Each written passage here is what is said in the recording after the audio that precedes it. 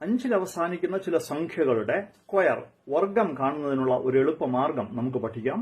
25 square. ആദ്യം 5ന്റെ square നമ്മൾ ഇവിടെ എഴുതണം. 25. 5 × 5 25. അടുത്ത് 2നോട് ഒന്നുകൂടെ കൂട്ടണം. 3ഉം ഈ 2ഉം തമ്മിൽ മൾട്ടിപ്ലൈ ചെയ്ത് ഇവിടെ എഴുതണം. 2 × 3 6.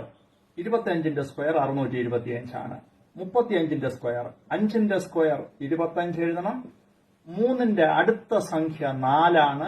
3 × 4 12. 1225. 45ന്റെ സ്ക്വയർ. 5ന്റെ സ്ക്വയർ 25 എഴുതണം. 4ന്റെ അടുത്ത സംഖ്യ 5 ആണ്. 4ഉം 5ഉം തമ്മിൽ മൾട്ടിപ്ലൈ ചെയ്യുമ്പോൾ 20. അപ്പോൾ 2025. 55ന്റെ സ്ക്വയർ. ആദ്യം 5ന്റെ സ്ക്വയർ 25 എഴുതി.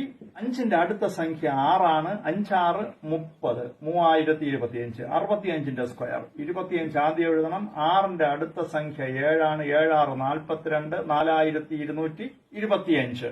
75ന്റെ സ്ക്വയർ. 5ന്റെ സ്ക്വയർ 25. 7ന്റെ അടുത്ത സംഖ്യ 8 ആണ്. 8 7 56. അപ്പോൾ 85ന്റെ സ്ക്വയർ. 5ന്റെ സ്ക്വയർ 25. 8ന്റെ അടുത്ത സംഖ്യ 9. 8 9 72 ആണ്. 95ന്റെ സ്ക്വയർ. 5ന്റെ സ്ക്വയർ 25. 9ന്റെ അടുത്ത സംഖ്യ 10 ആണ്. 10 × 9 90 ആണ്. അതായത് 9025 ആണ്.